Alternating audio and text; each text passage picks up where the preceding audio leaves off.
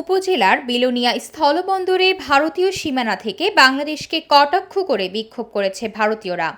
বিক্ষোভে বিভিন্ন উগ্র বক্তব্য ও স্লোগান সহ বাংলাদেশে প্রবেশ করে অস্ত্র লাঠি হাতে নিয়ে উচিত জবাব দেওয়ার কথা বলতে শোনা গেছে তাদের।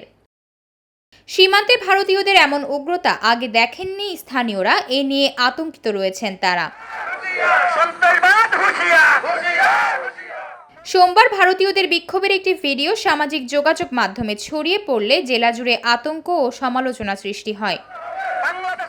গত রোববার সন্ধ্যায় পরশুরামের বিলোনিয়া সীমান্তে সনাতনী হিন্দু সমাজের ব্যানারে আয়োজিত এক অনুষ্ঠান থেকে বাংলাদেশ সম্মিলিত সনাতনী জাগরণ জোটের মুখপাত্র ও পুণ্ডরিক ধামের অধ্যক্ষ চিন্ময় কৃষ্ণ দাস ব্রহ্মচারীকে গ্রেফতারের নিন্দা জানানো হয়।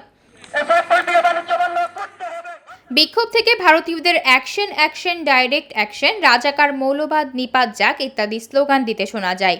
স্থানীয় ও প্রত্যক্ষদর্শী সূত্রে জানা গেছে, রোববার সন্ধ্যায় বিলোনিয়া স্থলবন্দর এলাকায় ভারতের নো ম্যানস ল্যান্ডে ঢুকে পড়ে একদল ভারতীয়।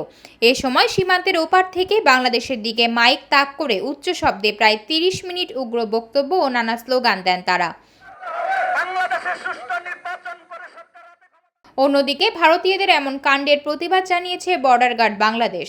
এ প্রসঙ্গে বিজিবির মজুমদারহাট বিওপির কোম্পানি কমান্ডার সৈয়দ কামরুল আলম মজুমদার বলেন, ওই সময় বিজিবির সদস্যরা বিলোনিয়া স্থলবন্দরে অবস্থান নেন। পরে বিএসএফ এর কোম্পানি কমান্ডারকে ডেকে বিজিবির পক্ষ থেকে প্রতিবাদ জানানো হয়েছে। আন্তর্জাতিক বাণিজ্য বন্ধ করতে হবে।